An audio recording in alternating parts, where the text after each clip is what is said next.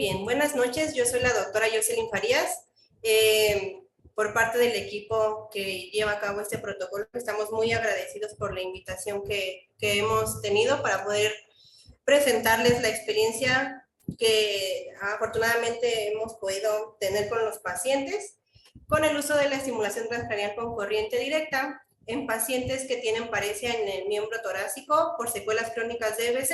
Este protocolo de estudio se está llevando a cabo actualmente en el Hospital Regional de Alta Especialidad de Ixtapaluca. Una breve introducción sobre qué es la enfermedad vascular cerebral. La enfermedad vascular cerebral, también conocida como EBC, se va a definir como una alteración neurológica que va a tener un origen vascular. Ese origen vascular se va a presentar de manera abrupta y la persistencia de los síntomas va a ser mayor a las 24 horas. La enfermedad vascular cerebral se va a clasificar en dos tipos, que va a ser el tipo isquémico y el tipo hemorrágico. Para cuestiones de elección de los pacientes que nosotros integramos al protocolo de estudio, el tipo de EBC que hayan sufrido es indiferente. ¿Cuál es la relevancia de este diagnóstico? Es porque es la primera causa de discapacidad en los adultos y alrededor del 70% de las hospitalizaciones a los servicios de neurología van a ser pacientes que hayan tenido ese diagnóstico. Para el área de rehabilitación es importante porque 1 de cada 3 pacientes va a presentar algún tipo de discapacidad. Las diferentes discapacidades que pueden presentar los pacientes van a ser con respecto a lo sensorial, a lo cognitivo-conductual o a lo motor. En el caso particular de nuestro protocolo de investigación, nosotros nos enfocamos principalmente a la discapacidad motora.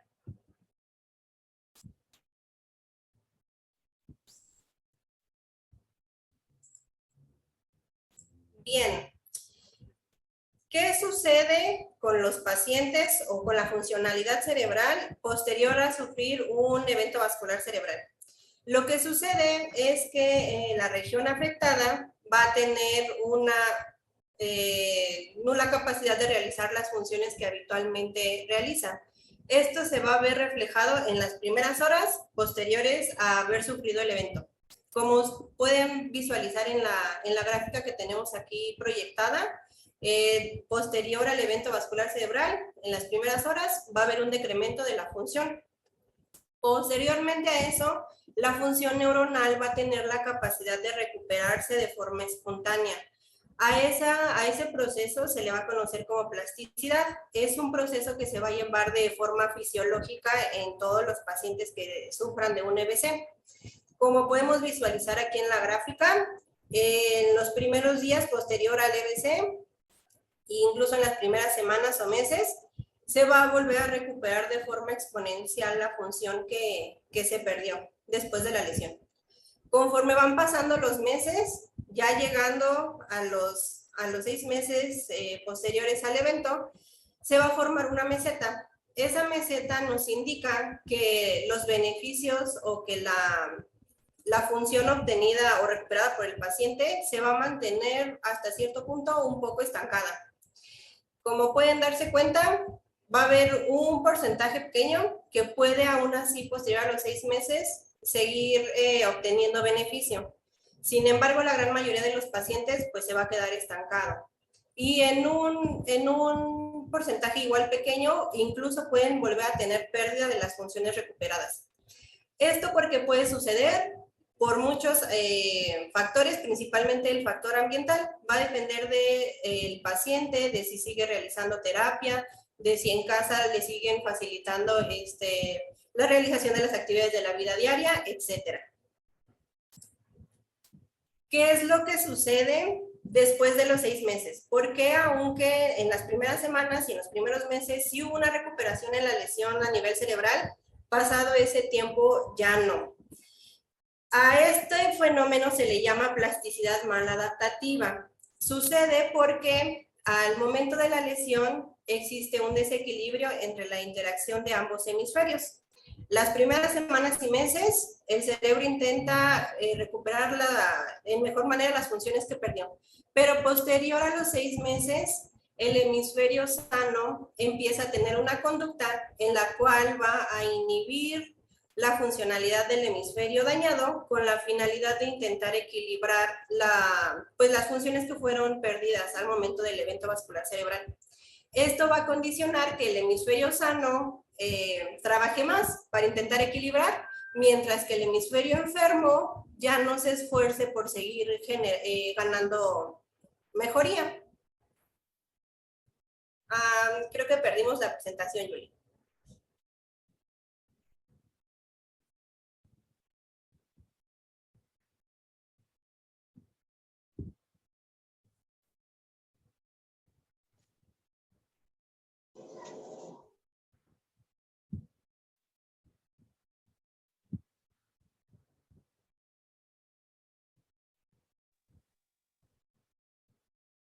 ¿Puedes regresar una, por favor?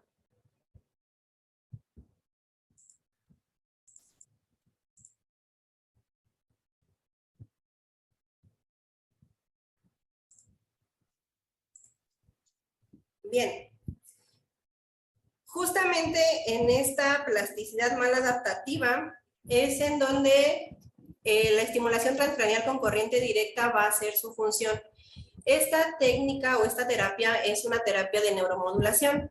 Es una terapia de neuromodulación mediante corriente eléctrica. Va a constar el dispositivo de 2 electrodos. Un electrodo va a generar inhibición y otro electrodo va a generar excitación en la función cerebral. El electrodo que va a generar inhibición se tiene que colocar dirigido al hemisferio sano, mientras que el electrodo que va a generar estimulación se tiene que colocar hacia el hemisferio dañado, con la finalidad de que este desequilibrio que actualmente tiene a nivel cortical el paciente se pueda regular y entonces darle oportunidad al hemisferio dañado de poder seguir recuperando las funciones que perdió posterior al EBC. ¿Cuál es el objetivo de la rehabilitación o de los servicios de rehabilitación en los pacientes que han presentado EBC? El principal objetivo va a ser poder apoyar a los pacientes para el reaprendizaje de actividades que les permitan poder realizar ellos las funciones de la vida básica de forma autónoma. Las funciones de la vida básica pues se van a basar principalmente en la alimentación, en el higiene, en la comida, el vestimento, en poderse movilizar el paciente de forma autónoma dentro de su hogar, en algunas otras condiciones, en pacientes que no tienen tantas secuelas, que les permita desplazarse a sus lugares para laborar, etc. Ese va a ser la rehabilitación. ¿Qué medios tiene la rehabilitación para poderle proporcionar a los pacientes terapia? Vamos a tener diferentes tipos de... Es que no me podía meter a la... Principalmente vamos a tener la terapia física. La terapia física va a tener como objetivo la recuperación de la fuerza muscular, ayudar a disminuir las contracturas musculares, favorecer a los rangos de movimiento articular con la finalidad de que el paciente pueda realizar más movimientos de forma natural. La terapia ocupacional se va a basar principalmente en reforzar las habilidades de autocuidado, entre ellas una breve introducción sobre qué es la enfermedad vascular cerebral. La enfermedad vascular cerebral, también conocida como EBC, se va a definir como una alteración neurológica que va a tener un origen vascular. Ese origen vascular se va a presentar de manera abrupta y la persistencia de los síntomas va a ser mayor a las 24 horas. La enfermedad vascular cerebral se va a clasificar en 2 tipos, que va a ser el tipo isquémico y el tipo hemorrágico. Para cuestiones de elección de los pacientes que nosotros integramos al protocolo de estudio, el tipo de EBC que hayan sufrido es indiferente. ¿Cuál es la relevancia de este diagnóstico? Es porque es la primera causa de discapacidad en los adultos y alrededor del 70% de las hospitalizaciones a los servicios de neurología van a ser pacientes que hayan tenido ese diagnóstico. Para el área de rehabilitación es importante porque 1 de cada 3 pacientes va a presentar algún tipo de discapacidad. Las diferentes discapacidades que pueden presentar los pacientes van a ser con respecto a lo sensorial, a lo cognitivo-conductual o a lo motor. En el caso particular de nuestro protocolo de investigación, nosotros nos enfocamos principalmente a la discapacidad motora.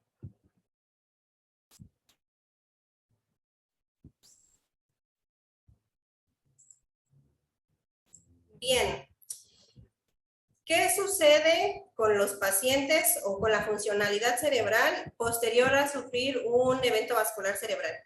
Lo que sucede es que la región afectada va a tener una nula capacidad de realizar las funciones que habitualmente realiza. Esto se va a ver reflejado en las primeras horas posteriores a haber sufrido el evento. Como pueden visualizar en la gráfica que tenemos aquí proyectada, posterior al evento vascular cerebral, en las primeras horas va a haber un decremento de la función. Posteriormente a eso, la función neuronal va a tener la capacidad de recuperarse de forma espontánea. A ese proceso se le va a conocer como plasticidad. Es un proceso que se va a llevar de forma fisiológica en todos los pacientes que sufran de un EBC. Como podemos visualizar aquí en la gráfica, en los primeros días posterior al EBC, incluso en las primeras semanas o meses, se va a volver a recuperar de forma exponencial la función que se perdió después de la lesión.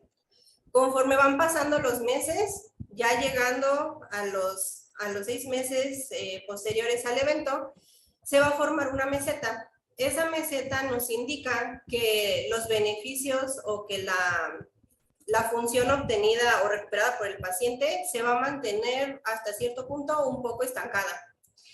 Como pueden darse cuenta, va a haber un porcentaje pequeño que puede aún así posterior a los 6 meses seguir obteniendo beneficio. Sin embargo, la gran mayoría de los pacientes pues se va a quedar estancado. Y en un porcentaje igual pequeño, incluso pueden volver a tener pérdida de las funciones recuperadas. Esto porque puede suceder por muchos factores, principalmente el factor ambiental. Va a depender del paciente, de si sigue realizando terapia, de si en casa le siguen facilitando la realización de las actividades de la vida diaria, etc. ¿Qué es lo que sucede después de los 6 meses? Porque aunque en las primeras semanas y en los primeros meses sí hubo una recuperación en la lesión a nivel cerebral, pasado ese tiempo ya no. A este fenómeno se le llama plasticidad maladaptativa. Sucede porque al momento de la lesión existe un desequilibrio entre la interacción de ambos hemisferios. Las primeras semanas y meses, el cerebro intenta recuperar en mejor manera las funciones que perdió. Pero posterior a los 6 meses, el hemisferio sano empieza a tener una conducta en la cual va a inhibir la funcionalidad del hemisferio dañado con la finalidad de intentar equilibrar las funciones que fueron perdidas al momento del evento vascular cerebral. Esto va a condicionar que el hemisferio sano trabaje más para intentar equilibrar, mientras que el hemisferio enfermo ya no se esfuerce por seguir ganando mejoría.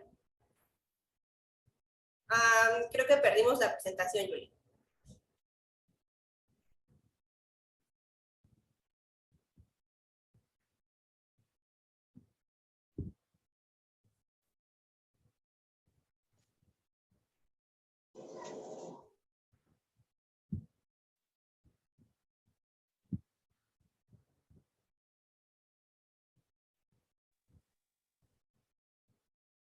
¿Puedes regresar una, por favor?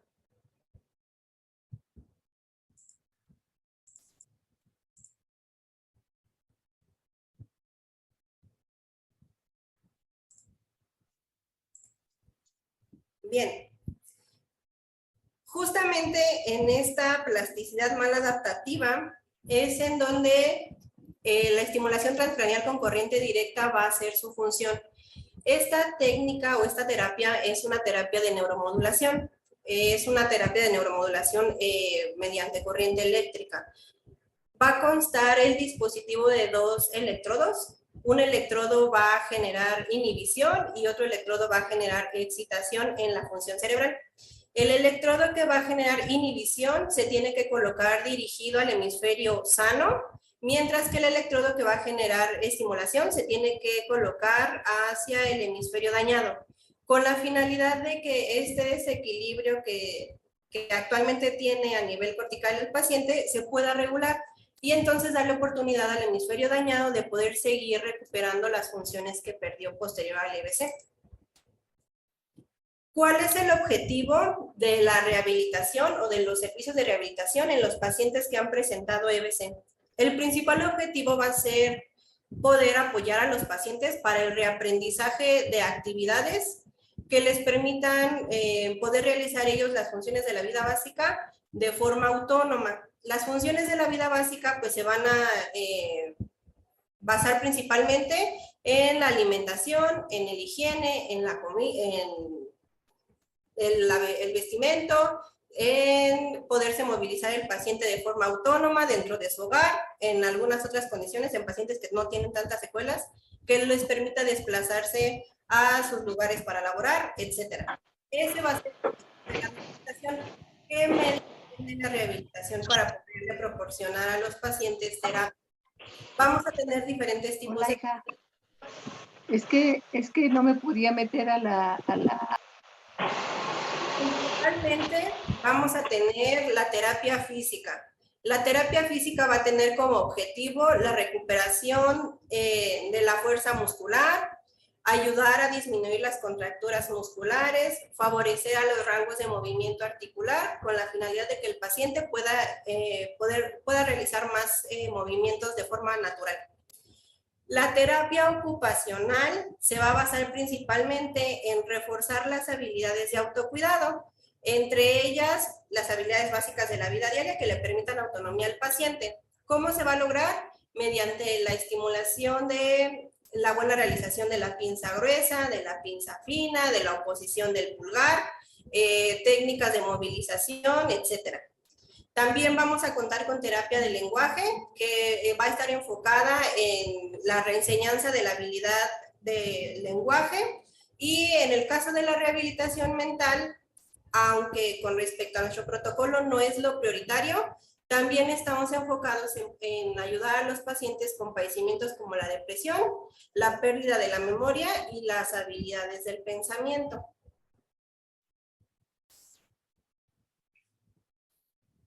Después de toda esta plática, ¿cuál es el problema o qué es lo que originó que buscáramos otras alternativas como para ofrecerle a los pacientes con respecto a nuevos tratamientos? Principalmente, pues es que un porcentaje de los pacientes que presentan secuelas por EBC, posterior a los 6 meses desde que sufrieron el evento, no van a lograr mayores beneficios con la aplicación de las terapias convencionales. Esto se ve explicado pues por la neuroplasticidad, como ya lo habíamos platicado anteriormente. Por ese motivo, pues es de relevancia la realización de estudios de esta índole para que podamos encontrar otras alternativas que le permitan a los pacientes llegar a obtener más beneficios aunque tengan una secuela crónica posterior a haber sufrido un evento vascular cerebral.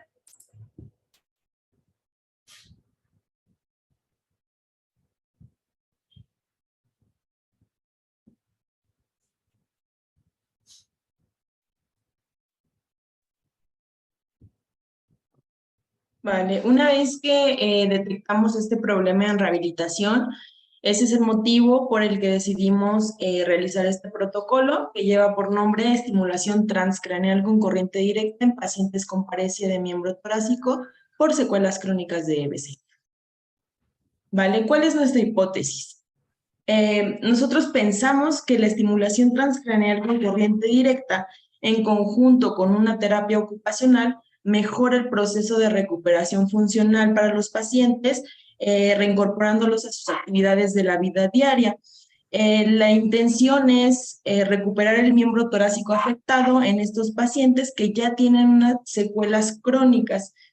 Esta terapia vamos a compararlas con terapia ocupacional sola. De ahí viene nuestro objetivo general, que es comparar el efecto que tiene la terapia transcraneal con corriente directa en conjunto con la terapia ocupacional versus la terapia ocupacional sola. Estas terapias, ya lo comentamos, es en pacientes crónicos que tienen más de 6 meses de haber sufrido su evento vascular cerebral y que su secuela es la paresia de miembro torácico. Nuestros objetivos específicos son, primero, aplicar la terapia transcraneal con estimulación eléctrica en los pacientes con secuelas de paresia de miembro torácico. Segundo, medir y reportar la recuperación de la paresia del miembro causada por el evento vascular crónico.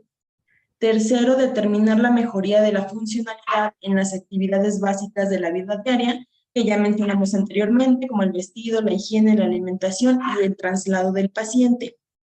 El cuarto objetivo es confirmar si la terapia transcraneal con corriente directa mejora el agarre cilíndrico y el agarre con el pulgar en oposición, es decir, un agarre tipo pinza, precisamente de la mano espástica. Y finalmente, evidenciar si se mejoran los rangos de movimiento, tanto de hombro, como de codo, como de antebrazo, muñeca y también dedos. Ok.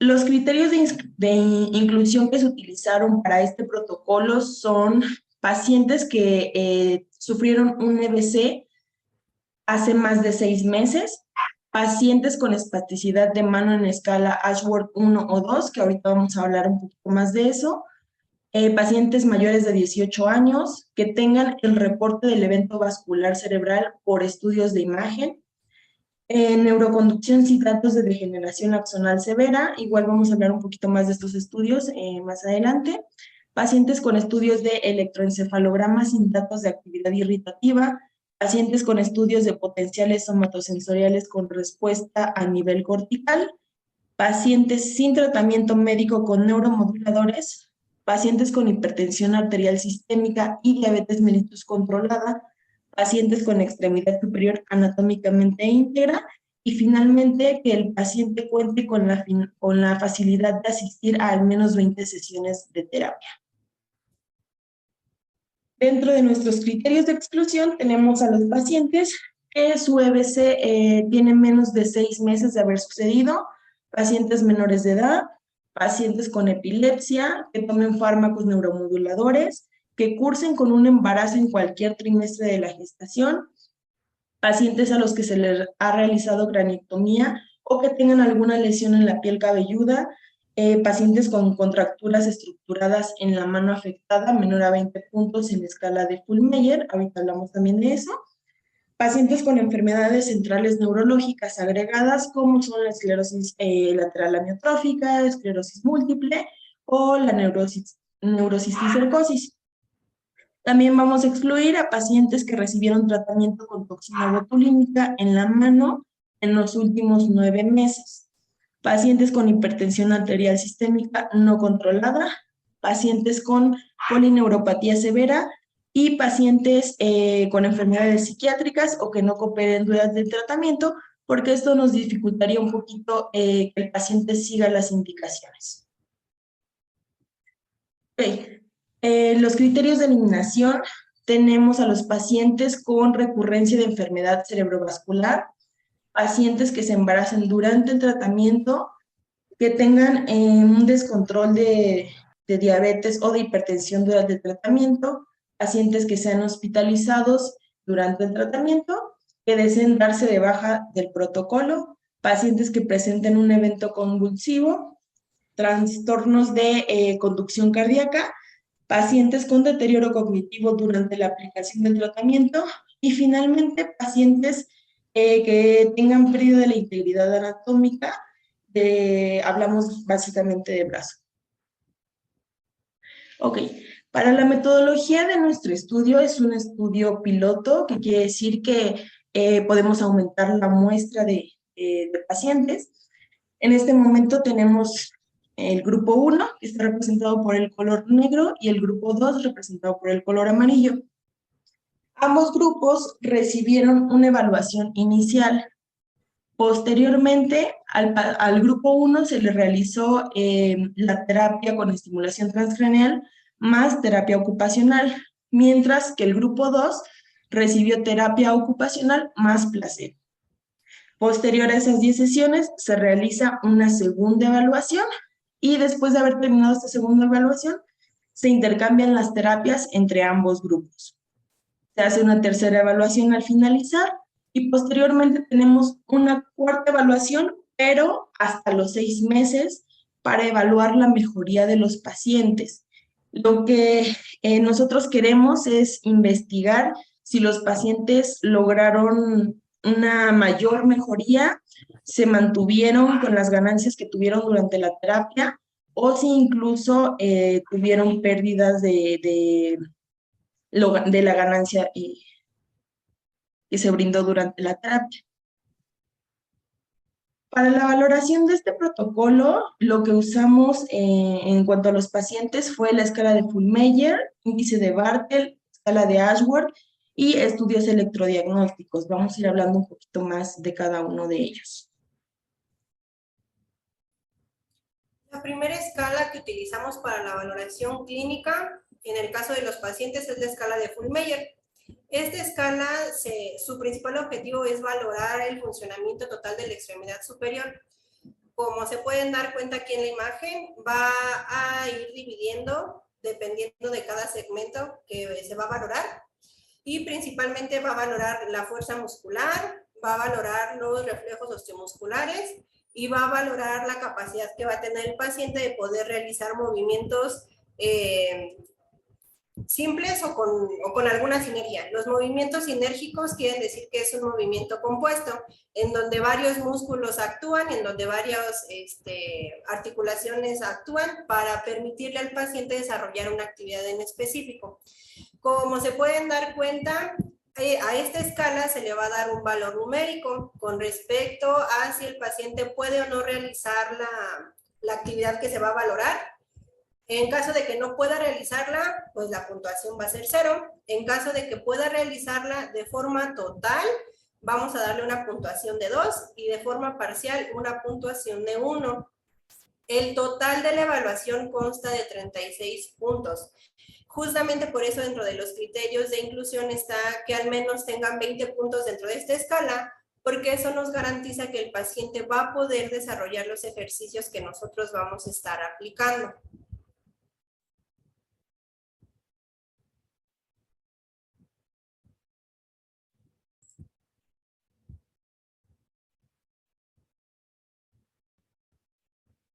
Ok, también utilizamos la escala de Ashworth. Esta escala es utilizada para la valoración de la hipertonía del músculo. Va de 0 a 4, en donde 0 representa que no hubo un aumento en el tono muscular. 1, hubo un ligero tono del músculo. 2, hay un incremento moderado del músculo, pero lo importante de este punto 2 es que el paciente logra completar el arco de movimiento.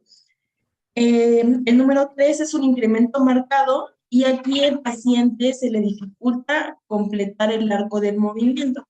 Y finalmente el 4 es una contractura permanente con fijación, ya sea en flexión o en extensión. Para fines del protocolo, los pacientes que tengan un Ashworth 1 o 2 son los pacientes que pueden ser candidatos a recibir esta terapia de estimulación transcraneal.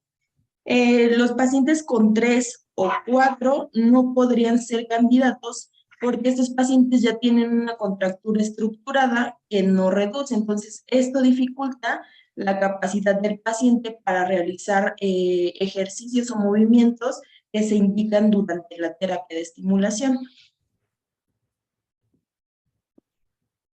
Tenemos también el índice de Bartel. Este índice nos permite valorar la independencia de los pacientes para realizar sus actividades de la vida diaria.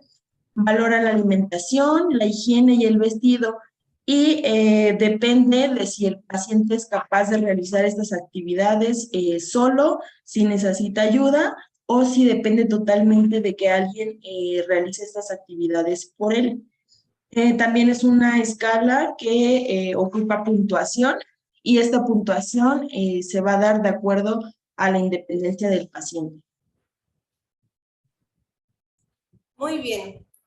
Ahora, con respecto a los estudios de electrodiagnóstico, las primeras escalas nos ayudaban a valorar clínicamente al paciente.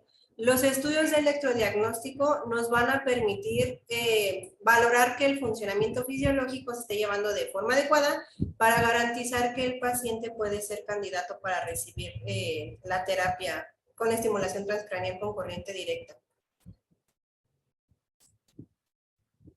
Muy bien, dentro de los estudios a realizar va a estar el estudio de neuroconducción. El estudio de neuroconducción va a valorar dos componentes de la función de los nervios. Principalmente va a ser el componente motor y también el componente sensitivo. Estos estudios consisten en valorar el funcionamiento eléctrico de los nervios que se encuentran en este caso en la extremidad superior. Para los nervios de la extremidad superior, que es el nervio mediano, el nervio unar y el nervio radial, mediante este tipo de estudios corroboramos que el potencial eléctrico se está llevando de forma adecuada. Con esto garantizamos que de la misma manera también los músculos estén inervados de adecuada manera y le permitan al paciente poder realizar la contracción muscular que le permita generar movimiento y poder hacer los ejercicios de rehabilitación que nosotros vamos a estar utilizando. Aquí en la imagen que se encuentra proyectada podemos ver la representación de la estimulación eléctrica de estos nervios y pues podemos visualizar que está presente. Eso a nosotros nos va a garantizar que la función fisiológica está conservada y que por ende el paciente va a poder realizar los ejercicios que nosotros apliquemos sin ningún inconveniente. Con respecto a la neuroconducción sensitiva, de igual manera va a ser una representación eléctrica de que el componente sensitivo de los nervios también se encuentra estable y con función fisiológica normal.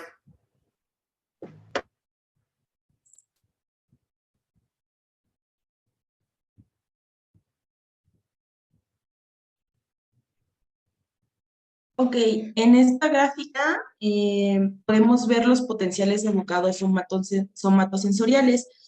Estos potenciales nos van a permitir evaluar si se genera una respuesta de la representación del miembro torácico a nivel de la corteza. Aquí podemos observar la corteza y vemos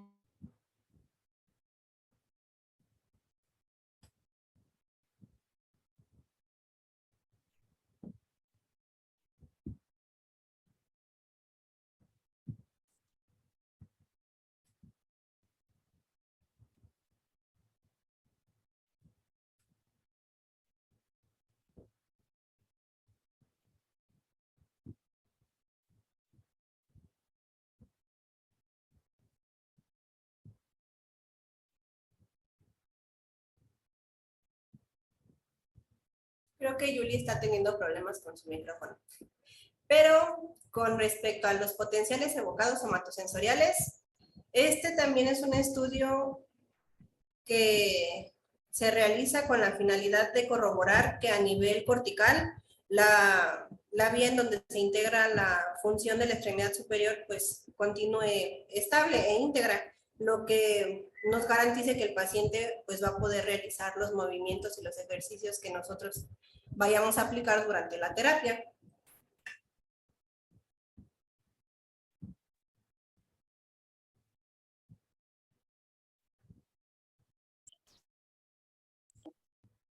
Una disculpa. Les comentaba que el electroencefalograma nos permite valorar la presencia de la actividad irritativa o epileptiforme. Y bueno, este electroencefalograma es normal. Podemos ver que evalúa el hemisferio derecho y el hemisferio izquierdo. Para fines del protocolo, lo que buscamos es que el paciente no tenga esta actividad irritativa que les mencionaba. Una vez que encontramos su electroencefalograma normal, podemos contemplar al paciente como un posible candidato.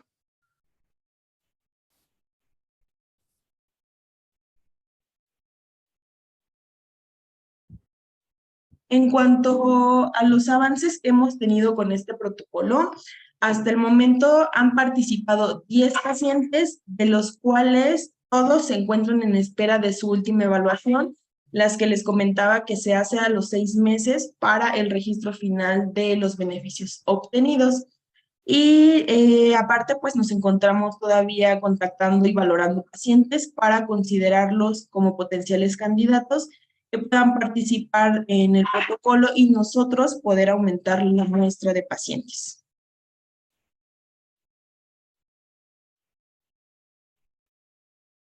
Tenemos aquí, esta es la lista de nuestros pacientes.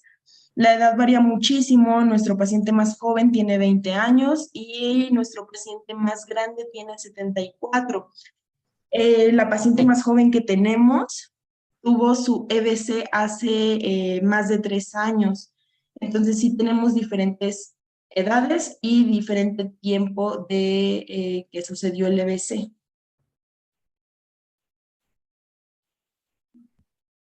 La terapia ocupacional que se brinda dentro del hospital de alta especialidad, les pusimos algunos videos como ejemplos de lo que se realiza dentro de las instalaciones.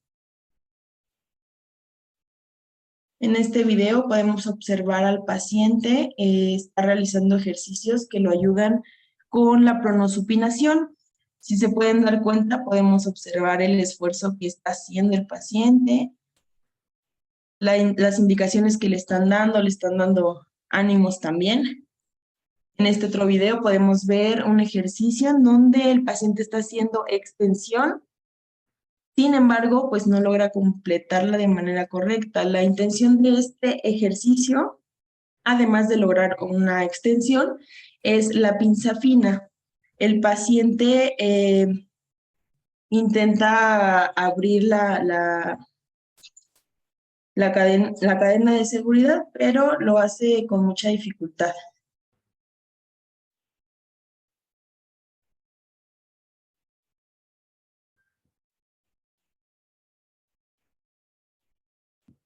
Y bueno, aquí podemos observar en este último video ejercicios de flexión, de extensión, no solo del brazo, sino también de dedos.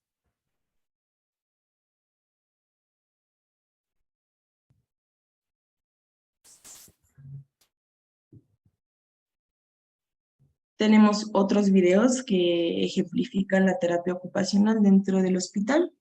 Los vamos a poner.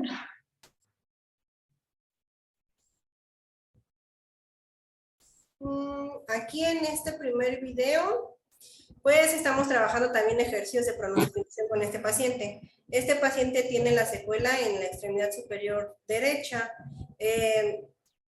Con este paciente aparte también se estaba trabajando coordinación, velocidad y pues el agarre de pinza gruesa. Este video también es del mismo paciente. Aquí el ejercicio es la movilización de los conitos. Como podemos ver, es un ejercicio en el que estamos utilizando como apoyo la extremidad que no tiene ningún tipo de lesión. Y en la extremidad que sí hay lesión, pues estamos trabajando rangos de movimiento en el hombro, rangos de movimiento en el codo y también velocidad y coordinación. En el caso de esta paciente, de igual manera tiene la lesión en la extremidad superior derecha y con ella estamos trabajando principalmente la extensión del codo. En el caso de ella le costaba un poquito de trabajo con respecto a la fuerza muscular, pero con apoyo de la mesita pudimos quitar el factor gravedad y ella pudo realizar sin ningún inconveniente el ejercicio.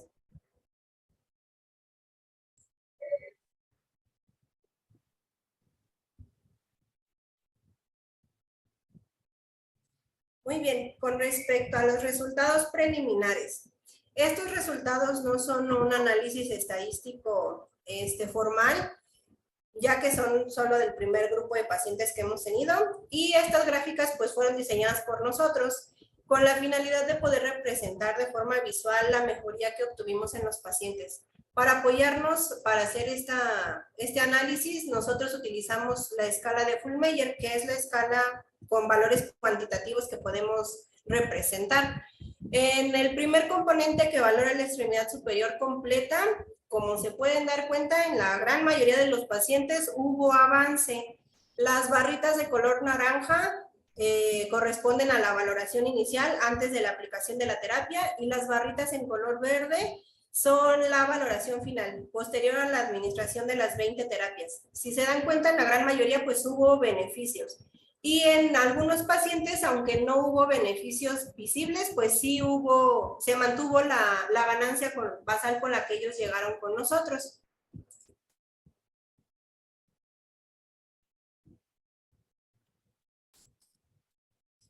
Con respecto al componente que valora la función de la muñeca, principalmente la flexión, la extensión, de igual manera podemos ver que la gran mayoría de los pacientes obtuvo mejoría. Por ejemplo, aquí en el paciente catalogado con el número 10, pues vemos que él llegó con nada con respecto a la movilidad y a la función de la muñeca y logró avances significativos al final de la última sesión. Con respecto a la función de la mano, principalmente el agarre cilíndrico, el agarre esférico, el buen empleo de la pinza fina, de la pinza gruesa, de la oposición del pulgar. De igual manera, todos los pacientes obtuvieron beneficio. Y con respecto a la coordinación y velocidad, este es un criterio importante. Principalmente, pues nosotros estábamos basados más en la función motora. Sin embargo, el integrar una buena coordinación y velocidad, eso hizo pensar que los pacientes se habían tenido un avance con respecto a la aplicación de la terapia.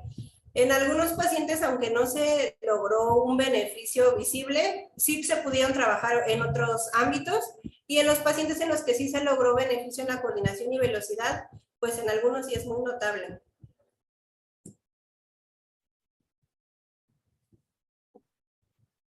Ok, en este gráfico tenemos primero la evaluación de Fullmeyer.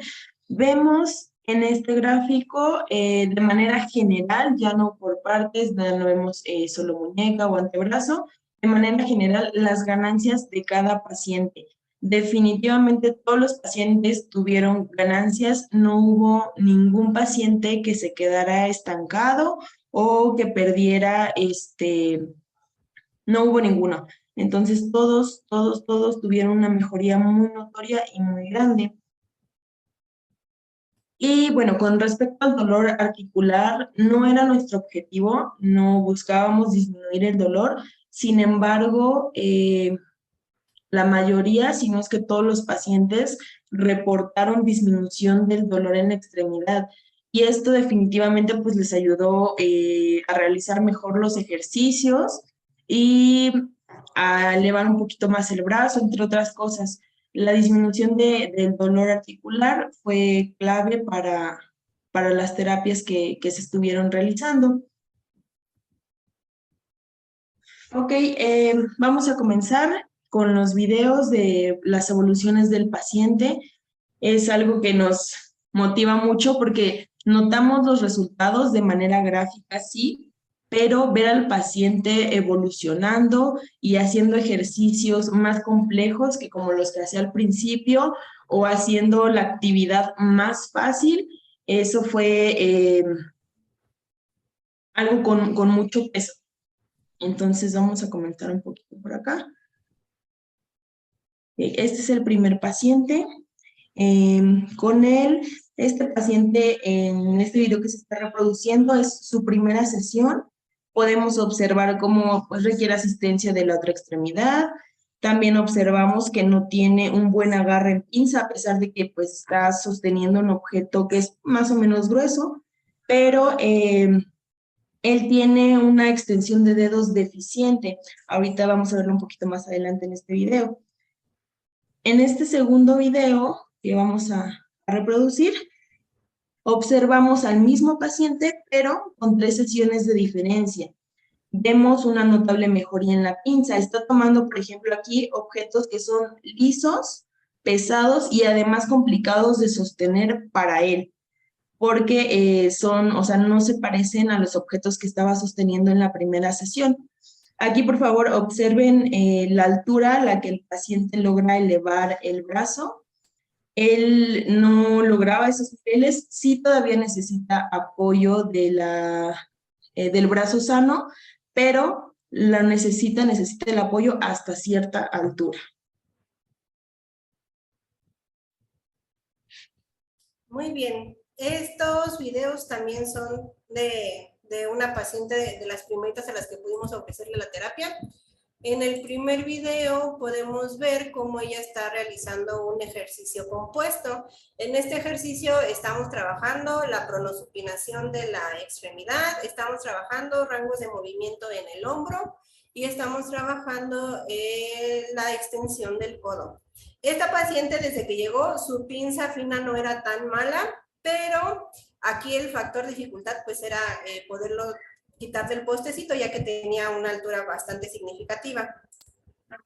Aquí en este video lo relevante, aparte del ejercicio, es que la paciente nos comentaba que pues en el ámbito en el que ella se desarrolla en el hogar, sí había ya recibido comentarios con respecto a que habían visto mejoría en los movimientos que ella realizaba, en el dolor articular que ella manifestaba en la región del hombro, y que también el factor emocional estaba modificándose, que la veían un poquito más contenta, un poquito más tranquila.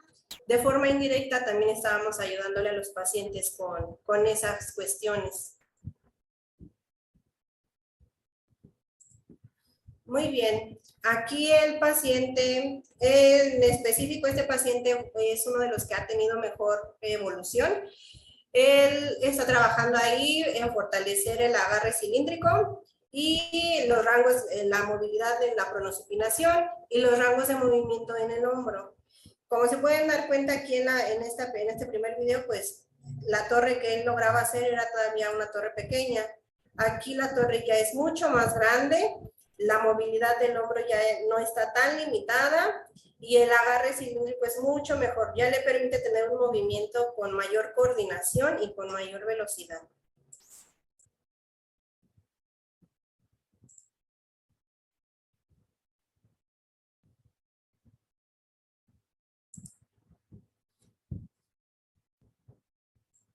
Aquí en este video, pues ya es un ejercicio un poquito más complejo, porque ya no estamos trabajando la pronosupinación de forma habitual, sino estamos haciéndolo de forma inversa.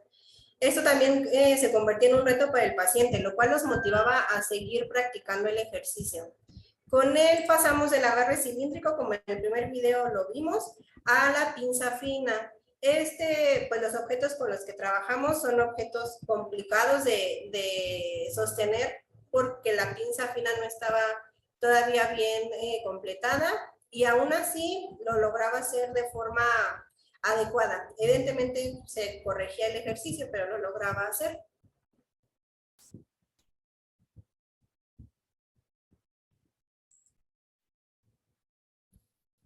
Y en este último video también es del mismo paciente, pero aquí la actividad que está desarrollando ya es una actividad mucho más compleja.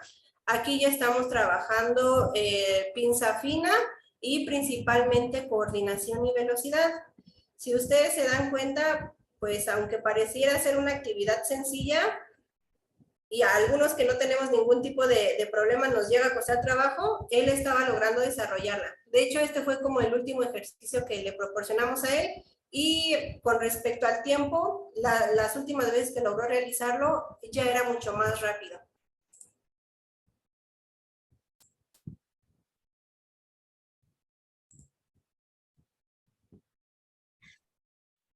Ok, tenemos aquí otro paciente.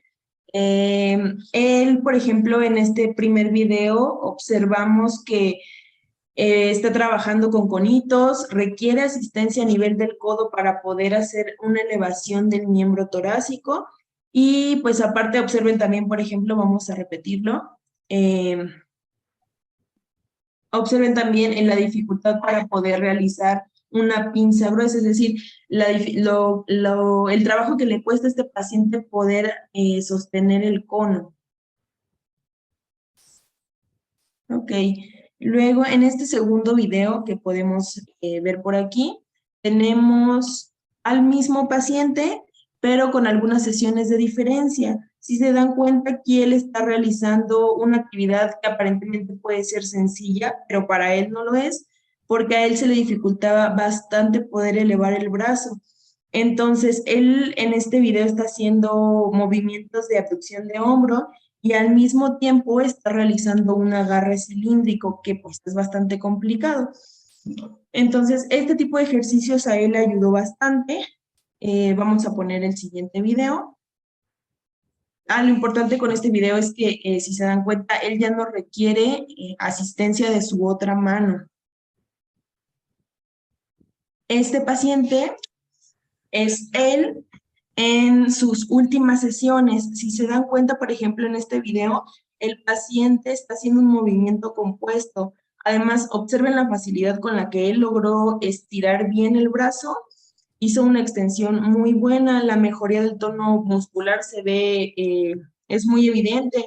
Y además ya no requiere asistencia. En el video anterior estaba haciendo ejercicios que ya no lo requerían, pero aquí por favor observen cuánto tiempo logra mantener elevado el brazo. Y además el agarre de la pelota representa, si bien puede no ser un peso significativo para nosotros, para el paciente sí lo es. Y es un movimiento muy complejo porque implica hacer una pinza gruesa, elevar y mantener arriba el brazo. Entonces, este paciente la verdad es que mejoró muchísimo. Voy a enseñarles otro video de él. Es él en su primera sesión.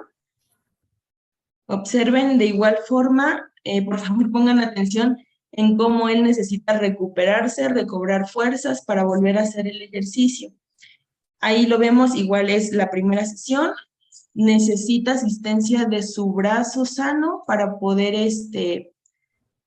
realizar el ejercicio. Si se dan cuenta también, él tiene una pinza deficiente, no logra tomar el objeto correctamente, solo acerca los dedos y lo que los dedos tomen es lo único que se puede hacer.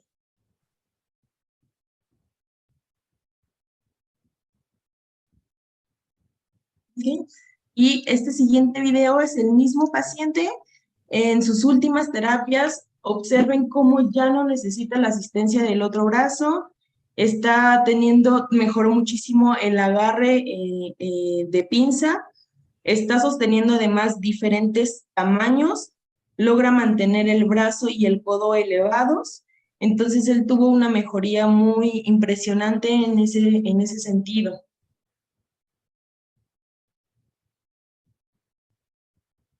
Si se dan cuenta, las bolitas de estambre que tomó son de distintos tamaños y la verdad es que no le costó nada de trabajo poder lograr el ejercicio que le pusimos.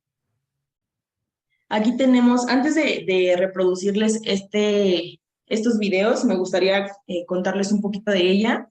Ella es la paciente más joven que tenemos dentro del protocolo. Es la paciente que les comentaba que tiene 20 años y que su EBC ocurrió cuando ella tenía 17.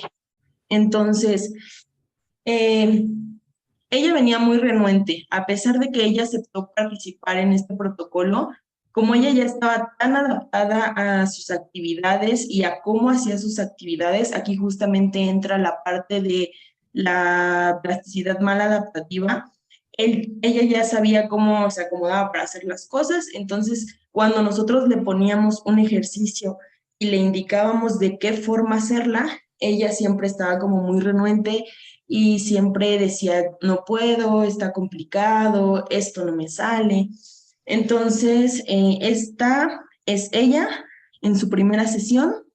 Si se dan cuenta, está quitando una tuerquita, pero lo importante de este video y lo que quiero que vean es que aparentemente ella está realizando el movimiento para lograr quitarla, sin embargo, su otra mano también está haciendo la asistencia, está facilitando las cosas para la mano que tiene la secuela crónica. A pesar de todas estas, digamos, adversidades que pudieron presentarse durante la terapia, quiero que vean a ella en su última terapia, recortando, haciendo movimientos de coordinación que son muy, muy precisos. Recortar sin salirse de la rayita es un movimiento muy complejo y es algo, fue un objetivo para nosotros desde el principio, porque una actividad que ella refería que no lograba hacer era justamente recortar. Entonces, al final de las terapias, ella se fue muy contenta, logró recortar los cuadritos, entonces para ella también y para nosotros fue un logro muy grande. Ok, en este video es un paciente que vamos a ver el primer video. Si se dan cuenta, tiene dificultad para la extensión no solo del brazo ni de los dedos, sino además también se presenta clonus. Es bastante evidente, el paciente no logra hacer extensión por completo. Es él en su primera sesión. Ahora vamos a verlo a él en, me parece, fueron 3 sesiones de diferencia. Por favor, presten mucha atención a la cara de esfuerzo que está haciendo él.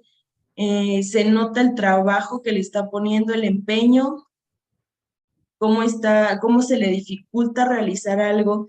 Además, también nos escuchamos en el fondo motivándolo, porque es un paciente que nunca dijo no puedo, siempre lo intentó hasta que le salía la actividad. Entonces, él está haciendo movimientos, vamos a repetir el video, de extensión, ya logra extender muchísimo mejor. Si se dan cuenta, el clonus disminuyó muchísimo, la fuerza de los dedos para lograr para abrir la pinza, se necesita mucha fuerza. Él tuvo un avance muy grande.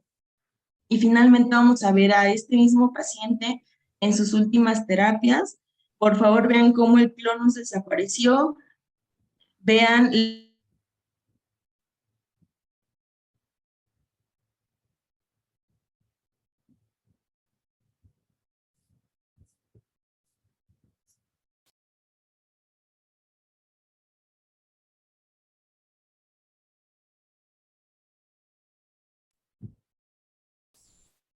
Creo que Yuri está teniendo problemas con su audio.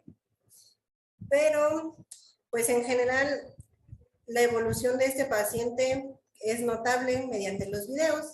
Podemos ver cómo logra movilizar la extremidad superior sin ningún inconveniente.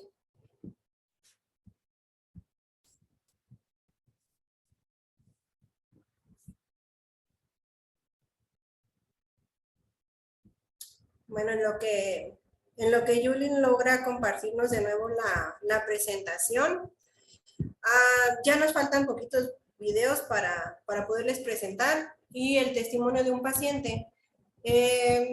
Aparte del testimonio de los pacientes, nosotros también queríamos contarles un poquito sobre nuestra experiencia personal. Nosotros como personal de salud, estando del lado de la investigación, también fue algo muy bonito y muy motivador. En específico para el primer equipo que empezó a darle forma al protocolo, pues inicialmente teníamos mucha incertidumbre y esperanza en que sí pudiera llegar a funcionar. Evidentemente estábamos muy curiosos de saber qué beneficios podía otorgarle esta nueva terapia a los pacientes.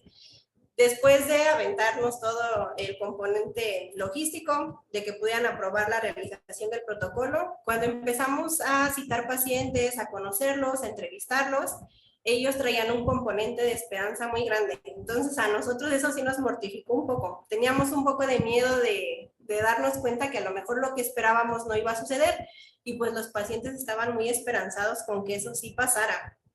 Conforme fueron avanzando las sesiones, y empezamos a ver en conjunto con los pacientes la mejoría obtenida, fue muy gratificante, porque en específico en el área de rehabilitación es un área particular de los servicios de salud, porque allá los pacientes pues van para intentar mejorar lo más que puedan después de que nadie más les dio alguna otra alternativa. El hecho de que nosotros pudiéramos ofrecerles mediante el protocolo de investigación, que pudieran obtener un poco de mejoría, que pudieran tener una mejor calidad de vida, que pudieran realizar de forma, generar más movimientos, más independencia, eso les llenaba de mucha satisfacción a ellos y evidentemente también a nosotros. Fue muy, muy gratificante poder ver el avance que tuvieron los pacientes. Tuvimos incluso pacientes que pudieron retomar de nuevo sus planes profesionales, pudieron retomar el trabajo que ellos tenían previo a haber sufrido el EBC.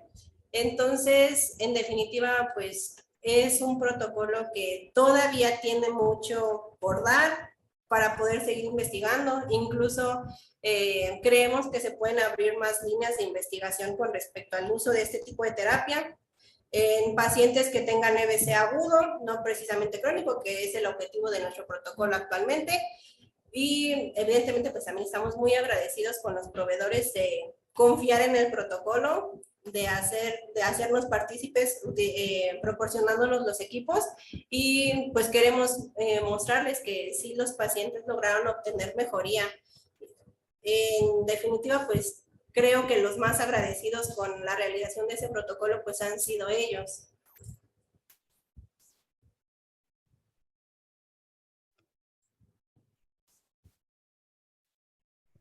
Creo que Yuli ya no pudo regresar a podernos presentar la ponencia. Había visto que en el chat habían enviado una pregunta. ¿Sí? Así es, doctora Jocelyn. El doctor Juan Domínguez nos pregunta, ¿hubo alguna afectación en la cara? Si fuera así, ¿mejoró? Bueno, principalmente nosotros, el grupo de estudio que elegimos, nos estábamos basando solo en la afección de la extremidad superior, indiferente izquierda o derecha. Si no mal recuerdo, fueron muy pocos pacientes los que llegaban a tener afectación a nivel facial. Hay que recordar que la afectación a nivel facial sí logra recuperarse todavía dentro del periodo de neuroplasticidad fisiológica. Como tal, pues no realizamos valoraciones para poder identificar si ellos habían tenido mejoría o no. Al menos en el grupo de pacientes que yo atendí, ninguno tenía características con respecto al componente facial. No sé si en el siguiente grupo detectaron algún paciente que lo tuviera. Sin embargo, por las características en la forma en la que fueron evolucionando los pacientes, yo creo que a lo mejor al menos el componente motor se pudo haber visto beneficiado, aunque sea un poco. Lamentablemente, pues por cuestiones del protocolo, no abarcamos más áreas más que la extremidad superior. Ok, muchísimas gracias, doctora. Bueno, no sé si alguien más tenga alguna duda o pregunta que puedan poner en el chat para que la doctora nos la pueda resolver. Ok, la doctora Tania nos pregunta, ¿cuál era el reto más difícil que han tenido ellos como doctores en el proceso de las terapias? Pues principalmente, no hay que dejar de lado que esto sigue siendo investigación. Entonces, evidentemente los pacientes ingresaban al protocolo con la esperanza de obtener un beneficio, pero evidentemente muchos de ellos tenían miedo con respecto a la aplicación de esta nueva terapia. No es una terapia convencional. De hecho, con respecto al estudio que nosotros estamos realizando, al menos en México, dentro de la bibliografía, no logramos detectar que ningún otro centro estuviera realizando algo similar. Entonces, sí fue un poco complicado. Una, pues hacer sentir seguros a los pacientes de que la terapia que íbamos a ofrecerles sí les podía generar beneficio. Dos, como lo comentó la doctora Yuli, muchos pacientes pues sí vienen un poco renuentes porque ya en todas las demás áreas de la salud les comentaron que pues ya no van a obtener más beneficio, que hasta ahí fue lo que se pudo ofrecer y listo. Entonces, pues vienen todavía muy bloqueados con que ya no van a poder hacer los ejercicios, con que les cuesta mucho trabajo, etcétera. Pero conforme iban pasando las sesiones, conforme se iba dando la dinámica paciente-médico, muchos pacientes lograron romper esa barrera, lograron perderle el miedo a hacer nuevas actividades, a hacer nuevos ejercicios. Muchos ya lo veían como un reto personal para poder superarse, para ir mejorando sus ejercicios.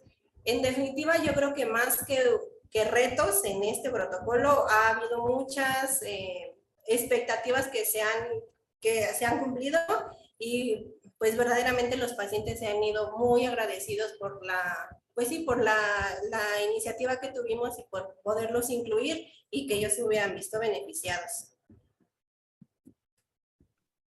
Perfecto, muchísimas gracias, doctora. ¿Alguien más gusta hacerle algún tipo de pregunta a la doctora Jocelyn?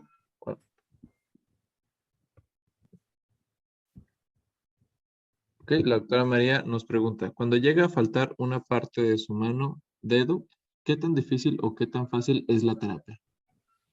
Por ejemplo, con respecto a eso, si fuera solo el componente del dedito, siempre y cuando no sea el pulgar, porque ese es muy importante. Probablemente el paciente sí pudo haber realizado algunos ejercicios, a lo mejor si nos hubiéramos visto un poco limitados con respecto al agarre, a la pinza gruesa y a la pinza fina, en caso de ser pues los deditos que nos favorecen a realizar ese movimiento. Pero con respecto al protocolo, pues nosotros no nos basábamos solo en esa porción de la extremidad superior. Buscábamos como de forma general que pudiera haber beneficio. Entonces, aunque a lo mejor en esa área el paciente no hubiera logrado el beneficio que él quisiera, con respecto a otros movimientos o con respecto a otras áreas, probablemente sí. Ok, muchísimas gracias. No sé si tenemos más preguntas.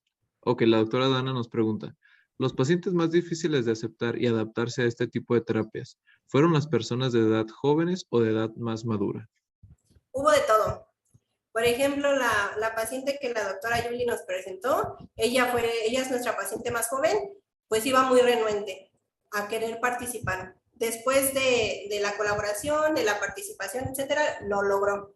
Pero también teníamos pacientes que ya eran de edad más grande, que también iban muy renuentes, porque era así como, o sea, pues a mí ya me dijeron que yo ya no voy a obtener más beneficio, yo ya estoy en mi casa haciendo los ejercicios que ya me sé, no tengo necesidad de seguir viniendo a que pues me ponga la terapia, etcétera. Sin embargo, como les había comentado en las diapositivas anteriores, el componente emocional de forma indirecta también se trabajó. Entonces, inicialmente a lo mejor sí iban un poco apáticos, pero conforme iban pasando las terapias, conforme su círculo social les comentaba sobre su mejoría, que los veían más contentos, que los veían realizando de mejor manera los movimientos, etcétera, pues ellos también empezaban a ser más participativos con respecto a los ejercicios. De hecho, muchos de ellos pues se quedaron esperanzados en que sí pudieran seguir recibiendo la terapia en algún momento, etcétera.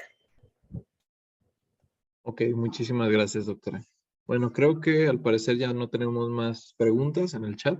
Igualmente, si los quieren hacer ahorita, lo podemos resolver. Bueno, nos pregunta la doctora María Antonia. Con esta terapia que nos mostraron, ¿en un futuro pueden hacer algunas terapias ocupacionales como pintar?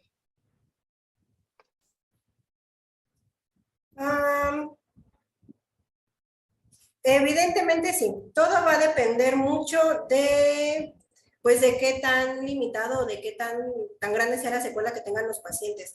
Pero en definitiva sí, hubo en alguno de los videos un paciente que lo pusimos en un telar de tejido y hasta, pues, con él bromeábamos y le decíamos, hasta que no nos haga una bufanda completa no le vamos a dejar de dar terapia. En definitiva, si nosotros pusiéramos como objetivo ese, que el paciente pudiera realizar ese tipo de terapia, como pintar, etcétera, lo lograrían. En algunos pacientes no utilizamos ningún tipo de ejercicio como pintura, pero sí como escritura, pues es un movimiento bastante similar. Perfecto, muchísimas gracias, doctora. Bueno, ok. El doctor Juan Domínguez nos pregunta, ¿han pensado programar más sesiones en el protocolo? Bueno, con respecto al protocolo, por la forma en la que se realizó, hasta el momento solo son las 20 sesiones. De hecho, platicábamos con ustedes, con los proveedores, y nos comentaban que posteriormente podíamos aplicar sesiones tipo refuerzo para que las mejorías obtenidas no se perdieran. Hay que recordar que en un protocolo de investigación pues tenemos que tener precaución con respecto al sesgo. Entonces, al menos en este momento, queremos concluir el protocolo para poder tener entonces un análisis estadístico formal, confiable, y si posteriormente pues las condiciones se dan, evidentemente pues sí estaríamos interesados en seguir programando más sesiones para los pacientes. Perfecto, muchísimas gracias, doctora. Pues bueno, creo que ya se acabaron las preguntas. No me queda más que agradecerle, doctora Jocelyn, y a la doctora Julissa Garrido. Muchísimas gracias por participar con nosotros. Muy interesante su plática con pacientes con EBC en el Hospital Regional de Alta Especialidad de Ixtapaluca.